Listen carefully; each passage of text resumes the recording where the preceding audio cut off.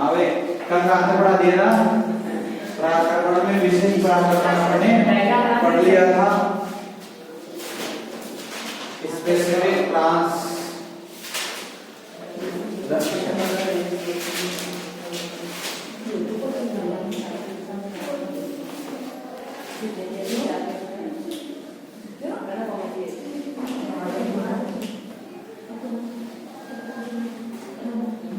आज हेडिंग लगाओ व्यापकीकृत प्राक्रमण।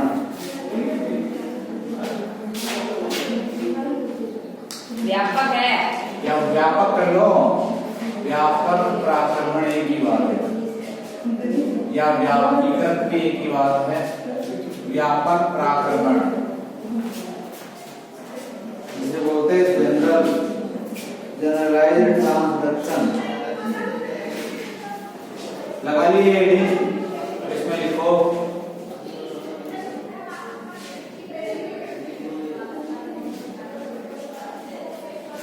इस प्रकार का प्राक्रमण फेक कणों के द्वारा होता है।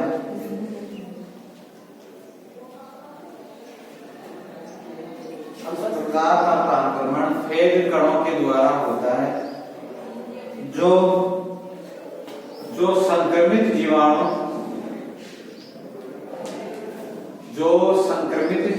कोशिका के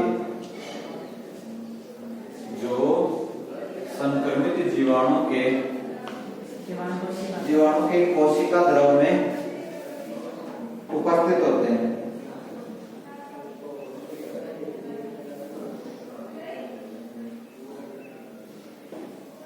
अब इसमें एक नंबर लिख लीजिए, इसमें भी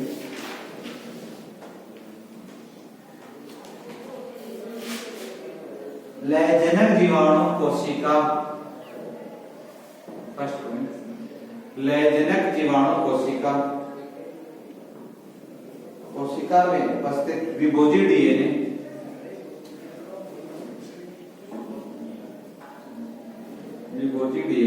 नए विभोजियों का संश्लेषण करना,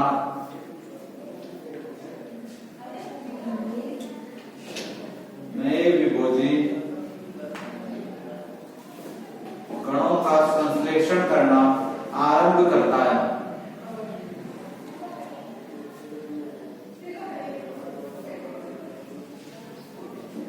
जिससे जीवाणु कोशिका गुणसूत्र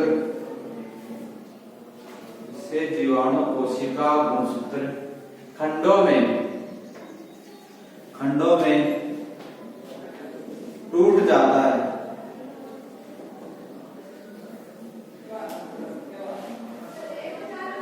इन खंडों का कुछ अंश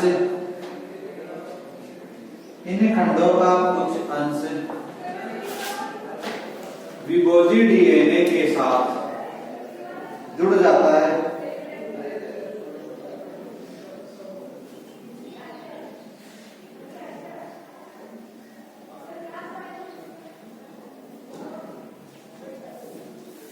दोनों का पॉइंट लिखो।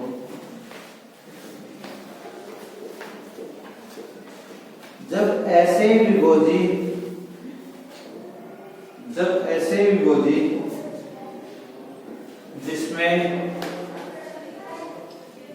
जिसमें जीवाणु गुणसूत्र के खंड समावेशित होते हैं,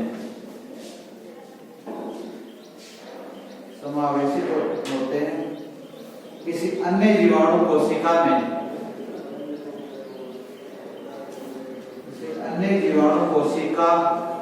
को संक्रमित करते हैं, किसी अन्य जीवाणु कोशिका को संक्रमित करते हैं,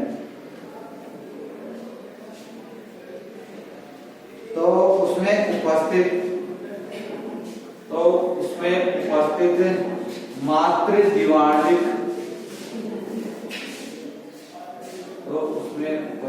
मातृजीवाणुविक जीन नए जीवाणु कोशिका के अंदर स्थानांतरित हो जाते हैं।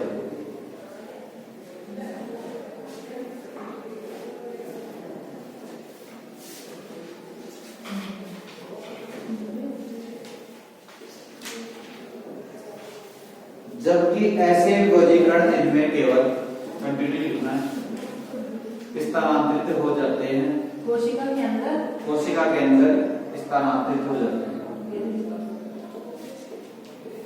जबकि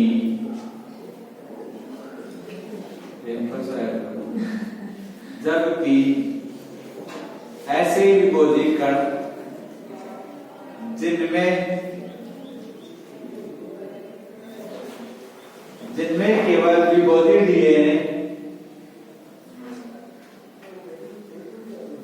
केवल विभोजी डीएनए होता है,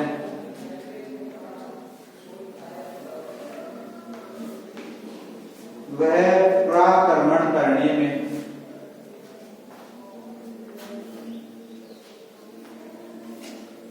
अक्षम होता है।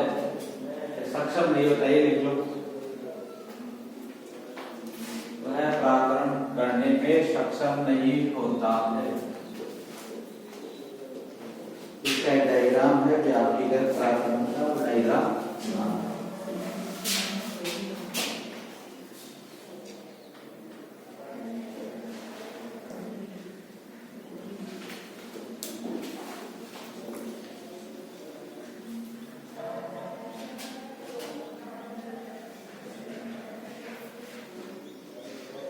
यह है बैक्टीरियल क्रोमोसोम।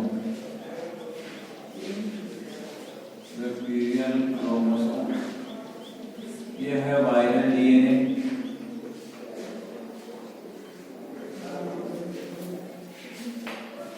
और यह है लाइसोजेनिक बैक्टीरिया।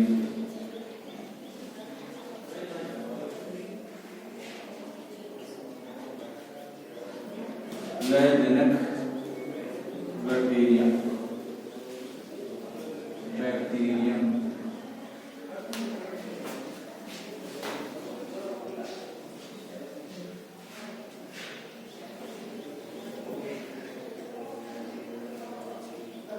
ये गुणसूत्र क्रोमोसोम किसमें खंडों में विभक्त हो गया?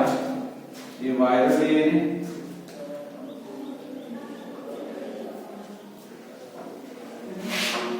Segment of chromosome,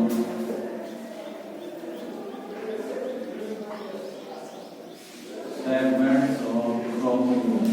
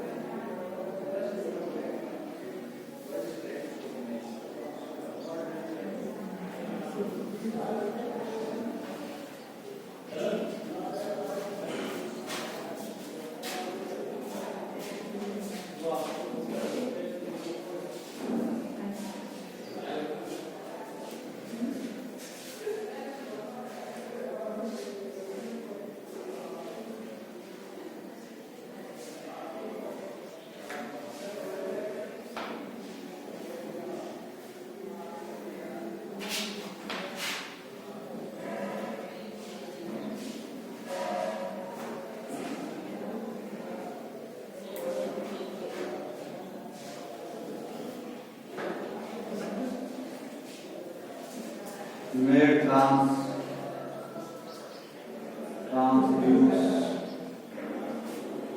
into host cell। ये फ्री सेल में चला जाएगा पराक्रमण के द्वारा। ये है virus with bacterial genes. Virus bacterial jeans.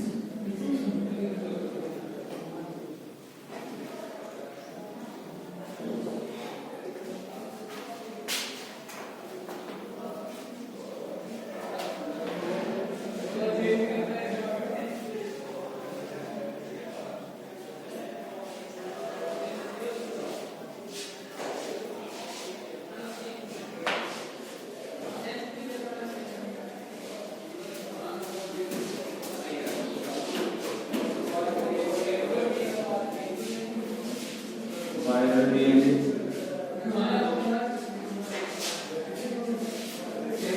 incapable of transmission।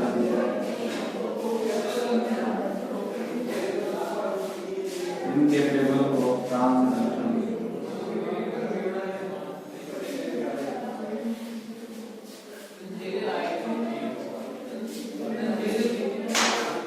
Normal virus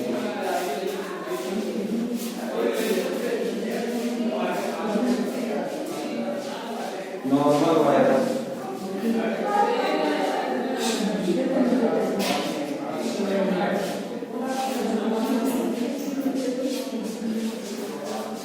हाँ इतर नीचे जो व्यापीकृत प्राक्रमण या व्यापक प्राक्रमण इतर है व्यापक प्राक्रमण।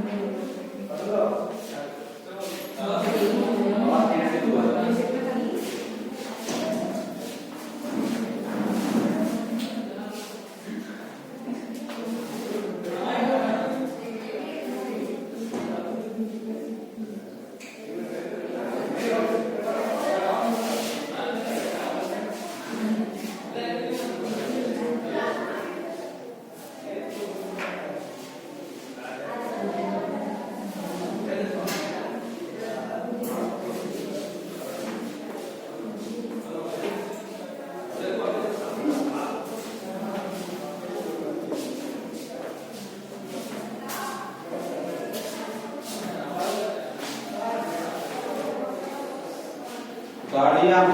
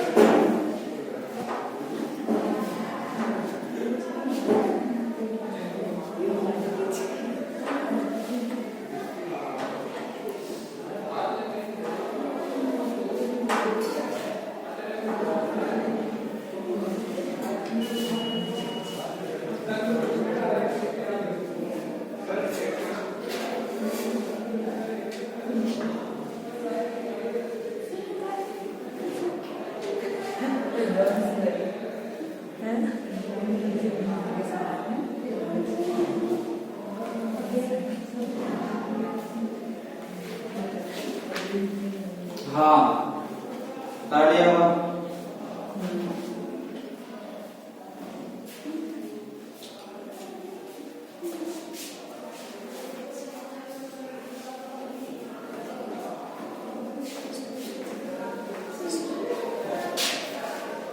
अगला टॉपिक है जीवाणुविक पोषण। नया चैप्टर है जीवाणुविक पोषण एवं जीवाणु का संवर्धन एवं जीवाणु का संवर्धन। हाँ नया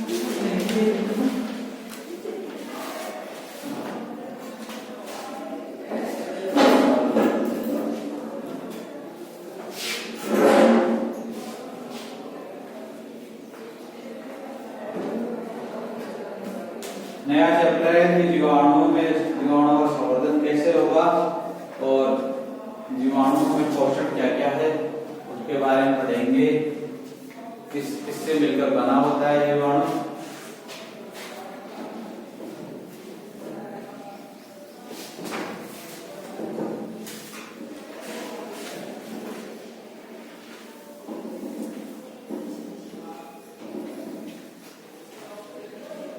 उतारिए आप मिटा दो।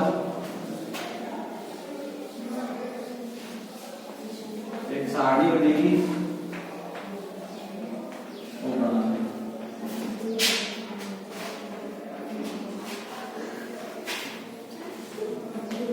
जीवाणु है तो आवश्यक तत्व सारणी का नाम है जीवाणु के आवश्यक तत्व।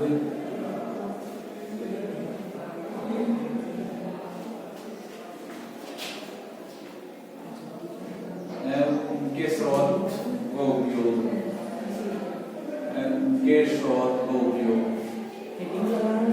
हाँ इनके स्रोत व उपयोग।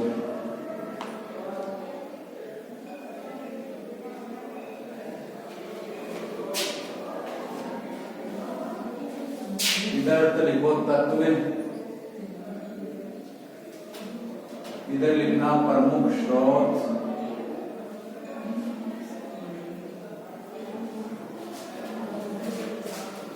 और जीवाणु हेतु उपयोगी।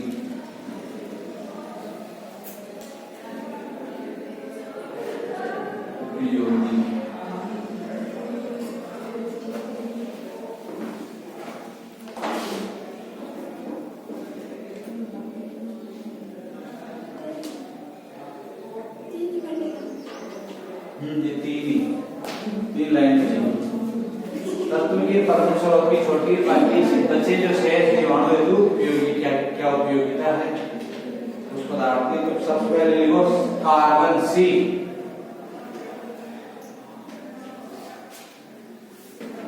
लिख दो कार्बन आगे सी कार्बन। प्रमुख स्रोत लिखो CO2 वायु।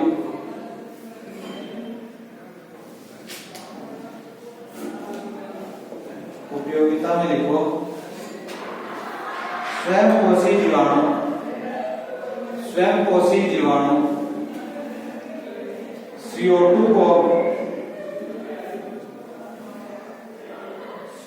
को कार्बन सी लिख लो। CO2 को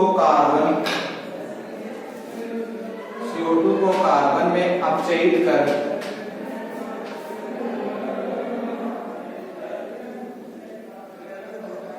आवश्यक सभी कार्बनिक अणुओं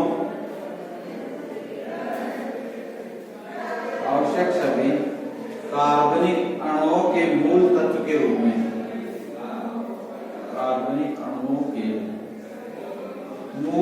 के रूप में उपयोग करते हैं।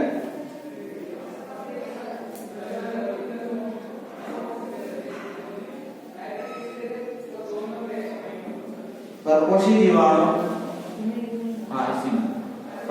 जीवाणु पूर्व निर्मित कार्बनिक पदार्थ के रूप में। परपोषी जीवाणु पूर्व निर्मित कार्बनिक पदार्थ के रूप में ग्रहण कर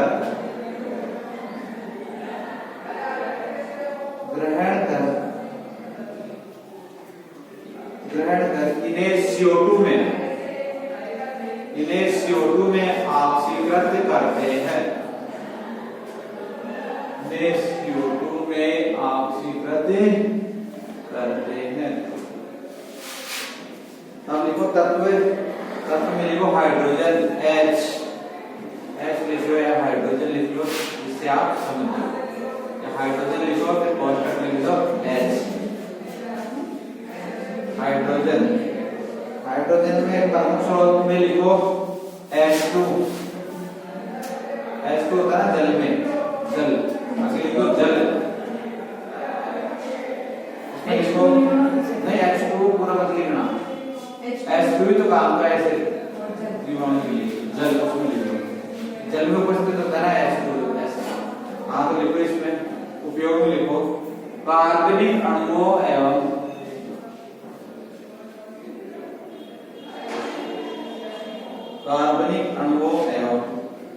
अपचयन हेतु आवश्यक पदार्थों में उपस्थित होता है।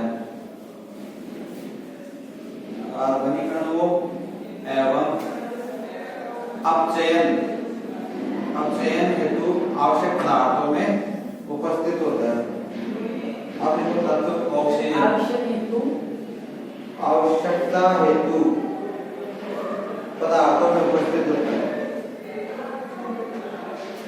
पदार्थों में उपस्थित होता है। अब लिख लो ऑक्सीजन, ऑक्सीजन लिखो O2 वायु, O2 स्रोत के रूप में लिख लो O2 वायु।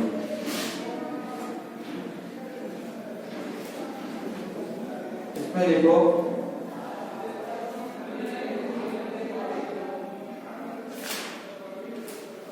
अधिकांश कार्बनिक अणुओं में उपस्थित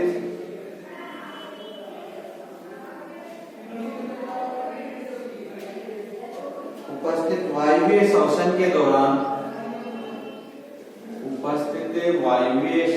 के दौरान इलेक्ट्रॉन ग्राही के रूप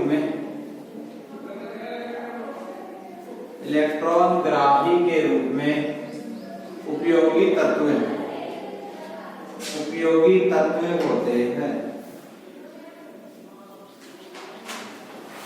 तथा ये अनेक क्रियाओं के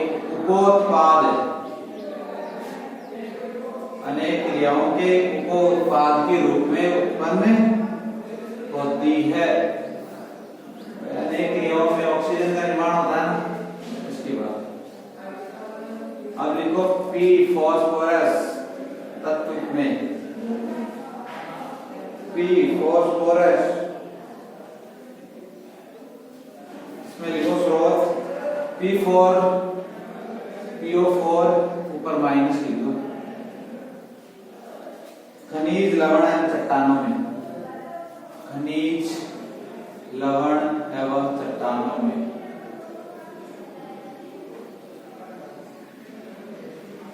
उपयोगिता में लिखो न्यूक्लिक अम्ल, न्यूक्लिक प्रोटीन लिखो, न्यूक्लिक अम्ल, फिर प्रोटीन,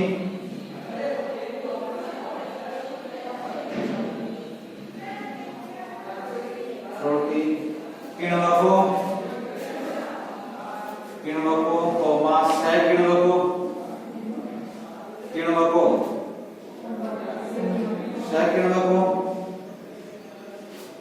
एवं ऊर्जा संवहनीय अणुओं में, ऊर्जा संवहनीय अणु के रूप में एटीपी रहता है ना, पोस्ट में लिख लो ऊर्जा संवहनीय अणु के रूप में लिख लो एटीपी। एटीपी को तो बोलते हैं एडिनोसिन ट्राइफॉस्फेट और एडीपी को एडिनोसिन डाइफॉस्फेट। अगला लिखो तत्व नाइट्रोजन N,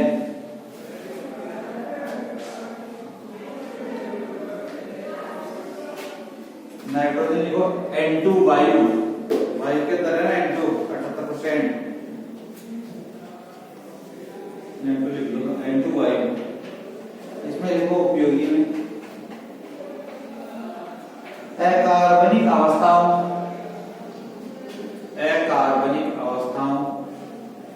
NH3,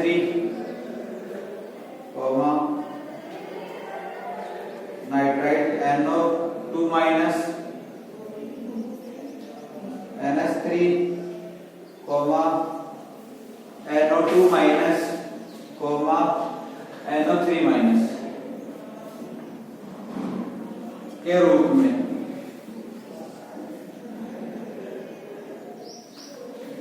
वैसे बोले तो नाइट्रोजन, नाइट्रेट और नाइट्राइट के रूप में। कार्बनिक अवस्था में एमिनो अम्ल न्यूक्लियोटाइड में उपस्थित होता है, न्यूक्लियोटाइड में उपस्थित होता है।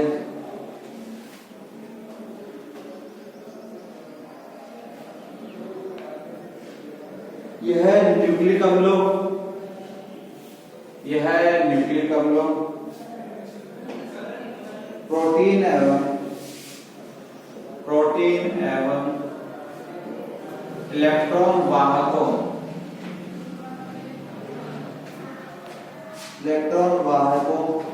के संश्लेषण हेतु उपयोगी होती है। इलेक्ट्रॉन वाहकों के संश्लेषण हेतु उपयोगी होती है, के संश्लेषण हेतु उपयोगी होती है। अगला लिखो सल्फर तत्व।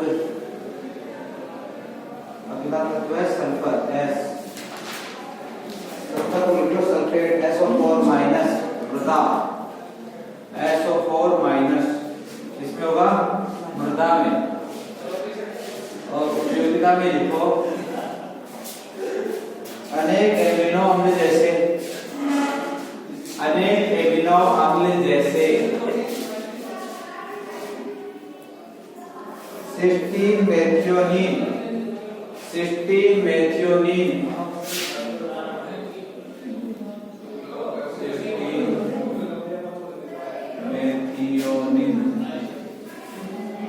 सिस्टीन, मेथियोनीन आदि में उपस्थित होती है।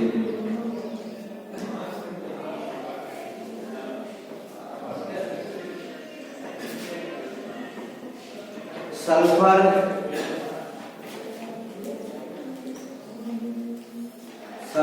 जीवाणु द्वारा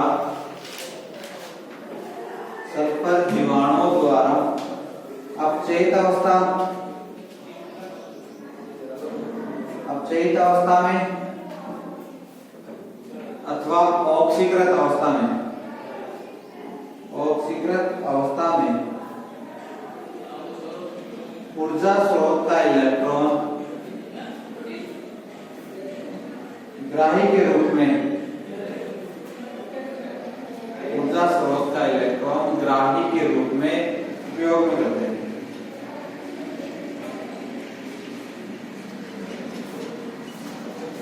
तथा प्रोटीन के साथ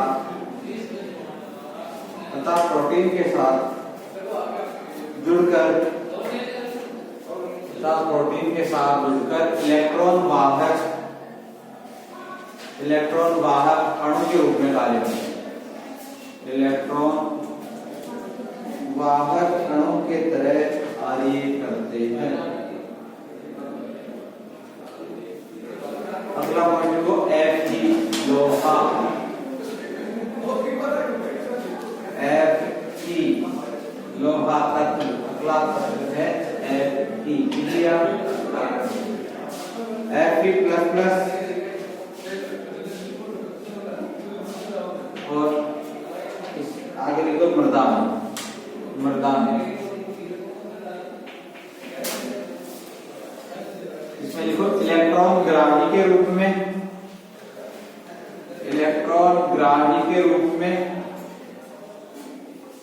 या साइटोक्रोम के रूप में उपस्थित होता है। अब लिख लो मैग्नीशियम Mg। अगला तत्व मैग्नीशियम Mg। इसमें लिखो स्रोत में Mg++ मृदा।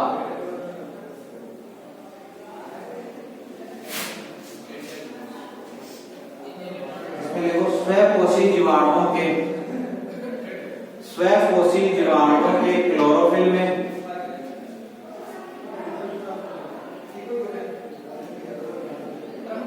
एवं एटीपी उपापचय हेतु एवं एटीपी उपापचय हेतु आवश्यक पदार्थ के रूप में उपस्थित होता है।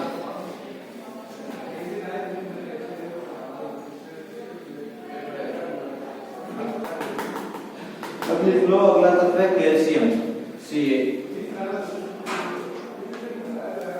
कैल्शियम में लिख लो कैल्शियम प्लस प्लस मृदा।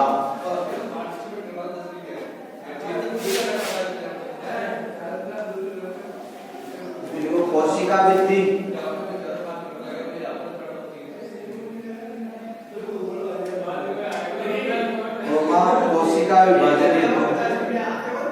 कोशिका विभाजन हेतु आवश्यक तत्व के रूप में उपस्थित। कोशिका विभाजन हेतु आवश्यक तत्व के रूप में उपस्थित।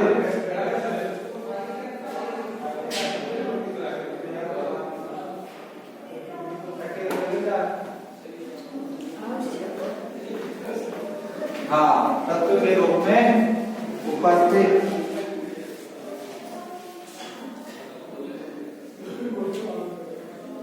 आगे लिखो कंटिन्यू। अंतः बीजाणु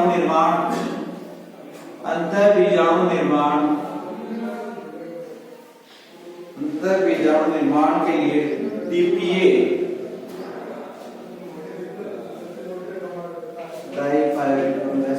डीपीए के साथ भित्ति बनाने में उपयोगी।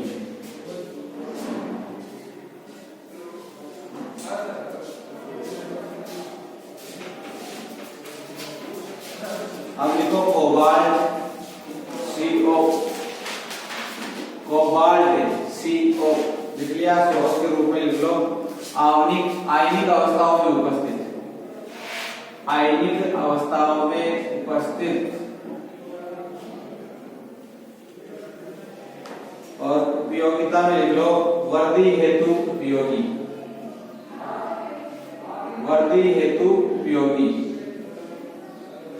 अब जितने भी तत्व आएंगे वो किसमें मृदा के अंदर उपस्थित होंगे और सभी क्या है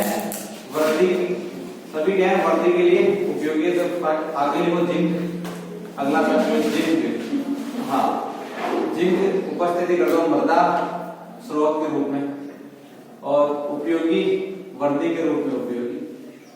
ऐसे डैश भी लगा सकते हो कि वर्दी के रूप में उपयोगी आपने ऊपर लिख लिया, ऐसे लिख लो, ऐसे मृदा लिख लिया, ऐसे लिख लो, ताकि लिखना नहीं।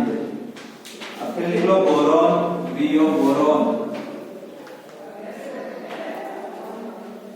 Copper Cu, boron Bo bromide होता है। Boron Bo